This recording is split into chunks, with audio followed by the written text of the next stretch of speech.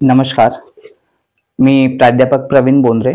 विद्यार्थी मित्रांनो, आज स्पर्धा परीक्षांच्या विद्यार्थ्यांसाठी जो गणित विषय असतो त्यामध्ये संख्याज्ञान हे चॅप्टर असतं.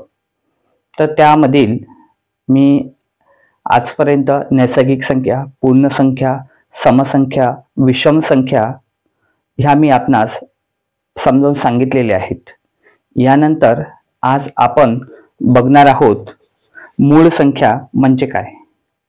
त्यानंतर विद्यार्थी मित्रांनो, संयुक्त संख्या सुद्धा मी तुम्हाला सांगणार आहे. संयुक्त संख्या, त्यानंतर त्रिकोणी संख्या वगैरे मी तुम्हाला सांगणार आहे. त्यानंतर चौरस संख्या सुद्धा मी तुम्हाला सांगेल. तर सर्वात आधी आज आपण शिकणार आहोत मूळ संख्या.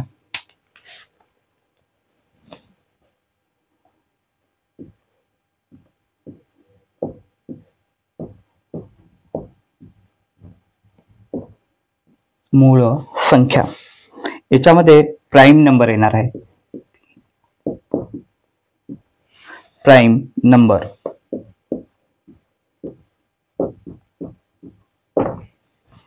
विद्यार्थी मित्रांनो, आपणास सांगतो आहे की आता मूळ संख्या म्हणजे काय. मूळ संख्या म्हणजे अशा संख्या की ज्या संख्येला त्याच संख्येने भाग जात असतो.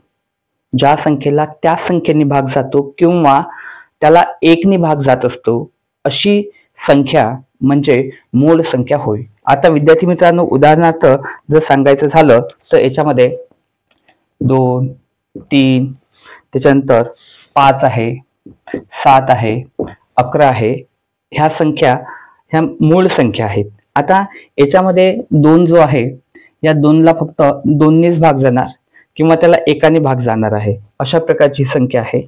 हा 3 पण याला 3ला 3नेच भाग जाईल किंवा एकाने भाग जाणार आहे.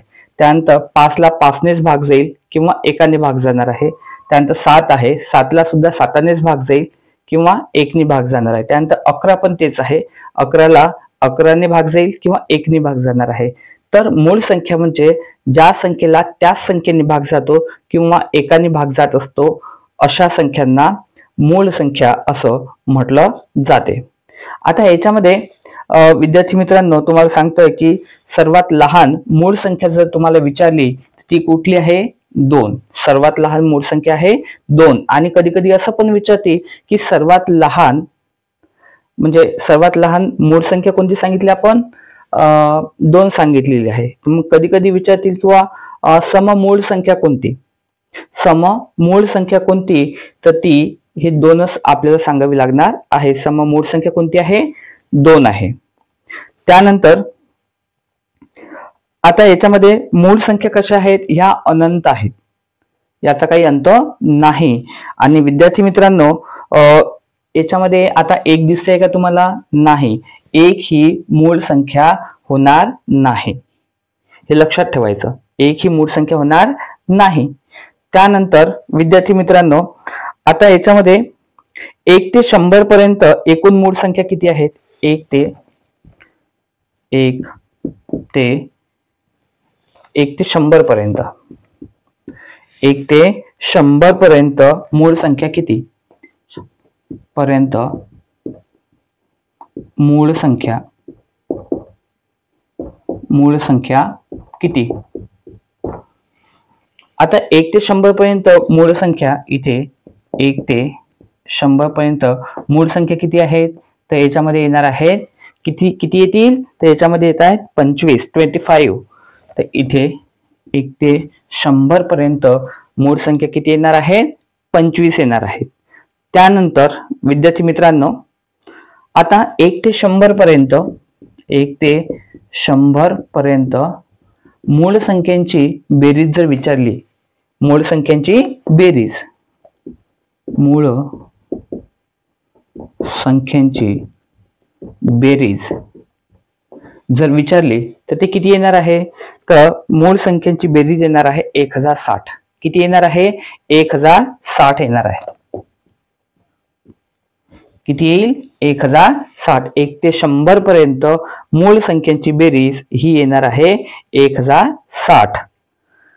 तर विद्यार्थी मित्रांनो, मूळ संख्या आपल्या लक्षात आल्या असतील आणि मूळ संख्यांचे गुणधर्म सुद्धा तुमच्या लक्षात आले असतील. एकदा परत मी रिवाइज करून देतोय आपल्याला. तर याच्यामध्ये 2 ही सर्वात लहान मूळ संख्या आहे. त्यानंतर हिलाच सममूळ संख्या सुद्धा म्हटलं जाणार आहे 2 ला. त्यानंतर विद्यार्थी मित्रांनो, याच्यामध्ये 1 नाही आहे, 1 ही मूळ संख्या होणार नाही.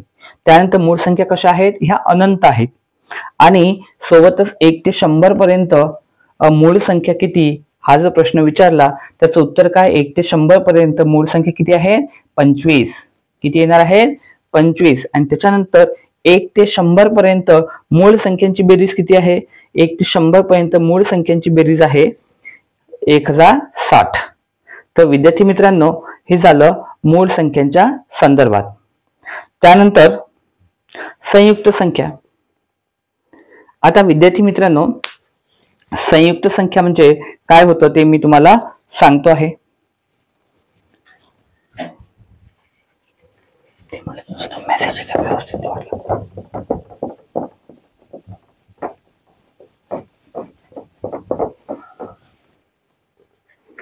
त्यानंतर संयुक्त संख्या आहे.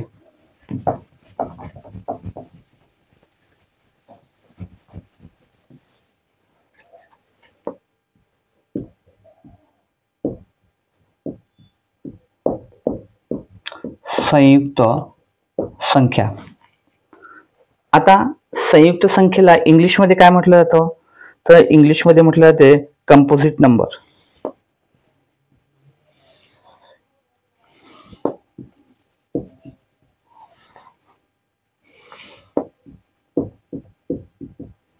Composite number.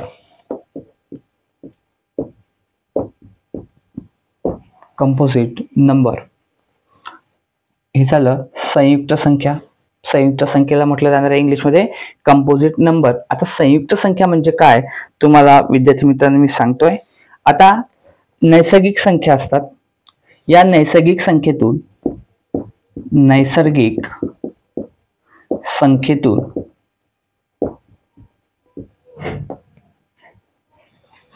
नैसर्गिक संख्येतून एक काय करायचा, काढून टाकायचा म्हणजे वजा करायचा. एक वजा केल्यास आणि सोबतच अधिक त्याच्यामधून मूळ संख्या जर वजा केल्यास, मूळ संख्या जर वजा केल्या तर ज्या संख्या उरतील त्या संख्यांना काय म्हटलं जाते, त्या संख्यांना म्हटलं जाते संयुक्त संख्या. संयुक्त संख्या. आता याच्यामध्ये नैसर्गिक संख्येतून एक तसेच ज्या मूळ संख्या असतात त्या वजा केल्यानंतर, त्या काढून टाकल्यानंतर ज्या काही संख्या उरतात त्याला काय म्हटलं जाते, संयुक्त संख्या असं त्याला म्हटलं जाते. आता याच्यामध्ये एकूण संयुक्त संख्या किती आहेत, एकूण संयुक्त संख्या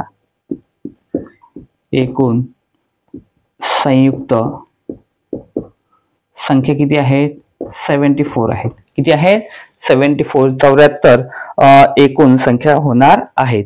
आता ज्या संयुक्त संख्या आहेत, संयुक्त संख्या कोणत्या आहेत त्याच्यामध्ये 4, 6, 9 आणि 12 ह्या संयुक्त संख्या आपल्याला इथे सांगता येणार आहेत. आता याच्यामध्ये संयुक्त संख्यांचे गुणधर्म काय आहेत, संयुक्त संख्यांचे जर आपण गुणधर्म सांगतो म्हटलं तर याच्यामध्ये सगळ्यात पहिली गोष्ट म्हणजे एक ही संयुक्त संख्या नाही आहे. एक ही संयुक्त संख्या येणार आहे का, नाही, एक ही संयुक्त संख्या असणार नाही. आणि संयुक्त संख्या जी आहे 2 किंवा अधिक संख्यांच्या गुणाकाराने तयार होत असते. आता हे जे 4 आहेत, आता 2 किंवा त्यापेक्षा अधिक संख्यांच्या गुणाकाराने संयुक्त संख्या ही तयार होते. उदाहरणार्थ आता समजा हे 4 आले, 4 कसे आले तर याच्यामध्ये 2 आणि 2 यांचा काय आहे, गुणाकार आहे, तेव्हा इथे 4 आले. त्यानंतर इथे 6 आहेत, तर 6 कसे आले तर इथे 3 गुणिला 2 म्हणजे 2 संख्यांचा, कमीत कमी 2 संख्यांचा गुणाकार आहे त्याच्यामध्ये. इथे 9 आहेत, 9 कसे आले, इथे हे 3 हे 3 किती आले, 9 आले. इथे 12 आहेत. इथे 12 कसे आले, तर इथे 4 आणि इथे 3, 4 किती होतात 12. तर अशा पद्धतीनं विद्यार्थी मित्रांनो तुम्हाला सांगतो आहे की 2 किंवा त्यापेक्षा अधिक संख्यांचे गुणाकार करून जी संख्या येते आहे त्याला काय म्हटलं जाते, संयुक्त संख्या असं म्हटलं जाते. त्यानंतर सर्वात लहान संयुक्त संख्या कोणती, सर्वात लहान संयुक्त संख्या जर याच्यामध्ये सांगायची झाली तर ही 4 येणार आहे. सर्वात लहान संयुक्त संख्या कोणती आहे, इथं 4 ही संयुक्त संख्या आहे सर्वात लहान. विद्यार्थी मित्रांनो संयुक्त संख्या आता आपल्या लक्षात आल्या असतील. यानंतर आता पुढे तुम्हाला सांगतोय त्रिकोणी संख्या. कोणती सांगतो आहे, त्रिकोणी संख्या मी आपणास सांगतो आहे.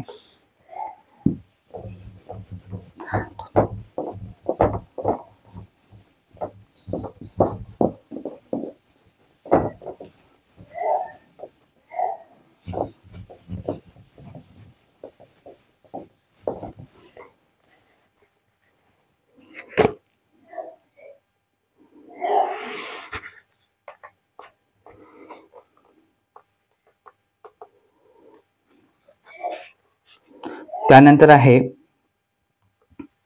विद्यार्थी मित्रांनो आता त्रिकोणी संख्या आपण बघणार आहोत. त्रिकोणी संख्या,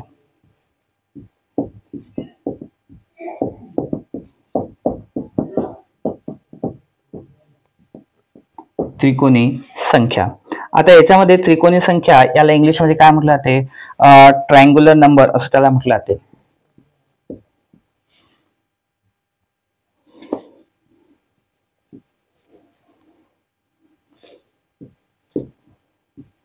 ट्रायंग्युलर नंबर, ट्रायंग्युलर नंबर आपण त्याला म्हणतो आहे. कशाला, त्रिकोणी संख्येला.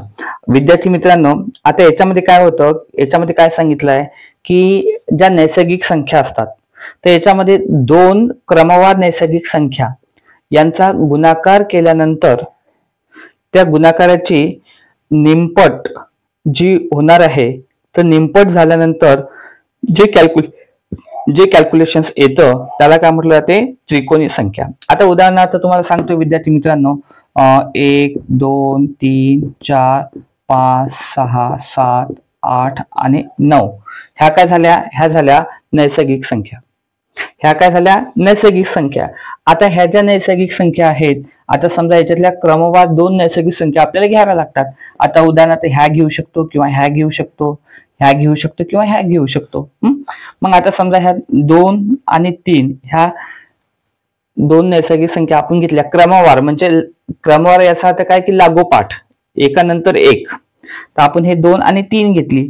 आता 2 गुणिले जर समजा आपण 3 केलं तर बेत्री किती होतात, 6 होतात. किती होतात, 6. आणि या 6ची काय करायची, 6च्या अर्धे करायचे आहेत आपल्याला, म्हणजे त्याला भागीला काय करणार आपण 2. मग किती कॅल्क्युलेशन येणार आहे, 3. तर हे 3 म्हणजे काय आहे, हे 3 म्हणजे होणार आहे त्रिकोणी संख्या. कोणती होणार आहे, त्रिकोणी संख्या. त्यानंतर समजा हे आता दुसरं एक्झाम्पल सांगतोय, हे 4 आणि 5 हे घेऊ. 4 हे 5, 4 गुणिले 5 केले तर किती होतात, 4 पंच 20. आणि मग आता हे जे कॅल्क्युलेशन त्याचे आपण अर्धे केले तर 20 भागीला 2 याचा अर्थ काय होतो, याचा अर्थ होतो 10. किती होतो, 10. मग हे 10 काय झाली, ही 10 झाली त्रिकोणी संख्या. ही 10 काय झाली, त्रिकोणी संख्या ही झालेली आहे. तर विद्यार्थी मित्रांनो अशा पद्धतीनं ह्या त्रिकोणी संख्या आपल्याला कॅल्क्युलेट करता येते. म्हणजे काय, साधी डेफिनेशन काय की 2 क्रमवार नैसर्गिक संख्या, 2 क्रमवार नैसर्गिक संख्यांचा गुणाकार केल्यानंतर त्याची निमपट करायची आणि निमपट केल्यानंतर जे कॅल्क्युलेशन्स येतं त्या कॅल्क्युलेशन्सला आपण काय म्हणतो, त्या कॅल्क्युलेशन्सला आपण म्हणतो त्रिकोणी संख्या. त्यानंतर विद्यार्थी मित्रांनो त्रिकोणी संख्या आपल्या लक्षात आल्या असतील. आता याच्यामध्ये सर्वात लहान त्रिकोणी संख्या कोणती आहे, सर्वात लहान त्रिकोणी संख्या जर आपल्याला विचारलं तर ती येणार आहे 1. कोणती येणार आहे, 1. सर्वात लहान त्रिकोणी संख्या जर विचारलं तर ती 1 येणार आहे. आणि 1 ते 100 पर्यंत एकूण त्रिकोणी संख्या किती आहे, तर 12 सांगायच्या आहेत. 1 ते 100 पर्यंत एकूण त्रिकोणी संख्या किती आहे, तर त्या 12 आपण त्या सांगू शकतोय. त्यानंतर विद्यार्थी मित्रांनो, आता आपण बघणार आहे चौरस संख्या. कोणती बघणार आहोत? चौरस संख्या. इथे चौरस संख्या, चौरस संख्या. आता याच्यामध्ये चौरस संख्या ज्या आहेत याला इंग्लिशमध्ये काय म्हटलं जाणार आहे? Square number.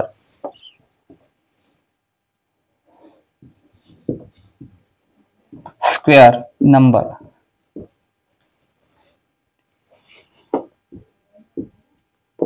स्क्वेअर नंबर हे चौरस संख्या आहे, याला काय म्हणतो आपण? स्क्वेअर नंबर इंग्लिशमध्ये. आता स्क्वेअर नंबर म्हणजे काय? आपण तुम्हाला माहिती आहे की कुठल्या कुठल्या संख्येचा आपण वर्ग करत असतो. आता उदाहरणार्थ समजा 2 आहे, 2चा वर्ग काय होतो? 4. मग या 4ला काय म्हणणार आपण? चौरस संख्या. साध्या भाषामध्ये चौरस संख्या म्हणजे जी याला दुसऱ्या भाषेत आपण काय म्हणू शकतो? पूर्ण वर्ग संख्या. म्हणजे ज्या पूर्ण वर्ग संख्या असतात त्यालाच आपण काय म्हणतो? चौरस संख्या. आता इथे समजा इथे 5 आहे, 5चा वर्ग केला तर किती होतो? 25. या 25ला काय म्हणणार आहे आपण? पूर्ण वर्ग संख्या. म्हणजेच ही जी पूर्ण वर्ग संख्या आहे 25, यालाच आपण दुसऱ्या भाषेमध्ये चौरस संख्या म्हणतो आहे. त्यानंतर आता ही 6 आहे, 6चा जर वर्ग केला तर 6चा वर्ग किती येतो? 36. 6चा वर्ग किती येतो? 36. मग आता हे जे 36 आहेत या 36ला सुद्धा आपण काय म्हणणार आहे? ही झाली पूर्ण वर्ग संख्या 36. म्हणजेच या पूर्ण वर्ग संख्या जी आहे 36 यालाच आपण काय म्हणणार आहे? चौरस संख्या म्हणणार आहे. तर विद्यार्थी मित्रांनो, अगदी सोपी आहे.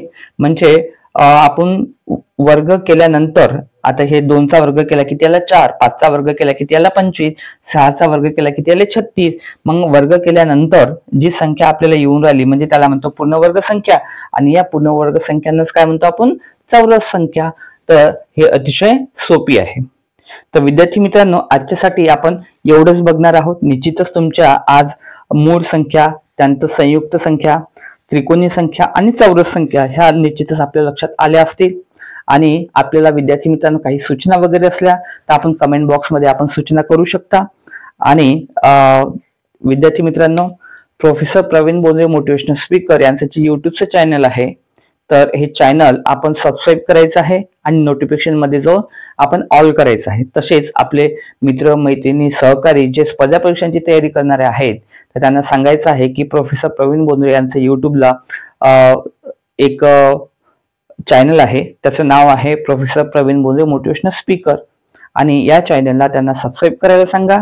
आणि त्याच्यासोबतच सबस्क्राईब केल्यानंतर त्यांना नोटिफिकेशन मध्ये ऑल करायला लावायचं आणि त्यांना सांगायचं की सर अतिशय बेसिक पासून सुरुवात पासून गणित हा विषय शिकवत आहेत आणि यापासून आपल्याला भरपूर फायदा होऊ शकतो असं तुमच्या सहकारी मित्रांना वगैरे सांगायचं जे स्पर्धा परीक्षेची तयारी करत असतील.